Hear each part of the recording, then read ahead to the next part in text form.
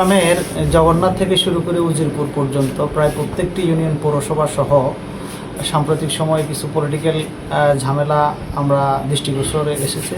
সাথে সাথেই আমরা থানায় এসেছিলাম। আমাদের পাশাপাশি জাতীয়তাবাদী দল বিএনপি নেতৃবৃন্দ এখানে এসেছেন।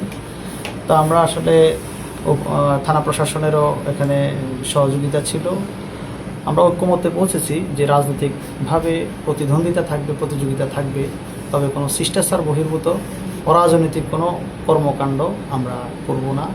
বিশেষ করে সোশ্যাল মিডিয়া যারা উস্কানিমূলক কিছু ফেক আইডি বিভিন্ন রাজনৈতিক দলের নেতাদেরকে হেয় প্রতিপন্ন করছে, এগুলো থেকে আমরা সকলে সোচ্চার থাকব। উভয় দলের সিনিয়র নেতারা আমাদের স্ব স্থানীয় নেতাদেরকে সংযত থাকা এবং রাজনৈতিক শিষ্টাচার রক্ষা করা, এক্ষেত্রে আমরা আহ্বান জানাব।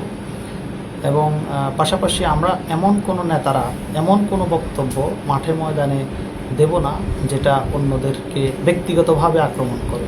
এগুলো থেকে আমরা বিরত থাকব। যার যার রাজনৈতিক চর্চা রাজনৈতিক ময়দানে আমরা করব। 14 গ্রাম আমাদের, 14 গ্রাম বিএনপির, 14 গ্রাম জামাতের, 14 গ্রাম সকল মানুষের। এটা যাতে শান্তিতে থাকে, এটা শান্তিতে থাকলে আমরা সবাই মিলে শান্তিতে থাকবো। আল্লাহ হাফেজ।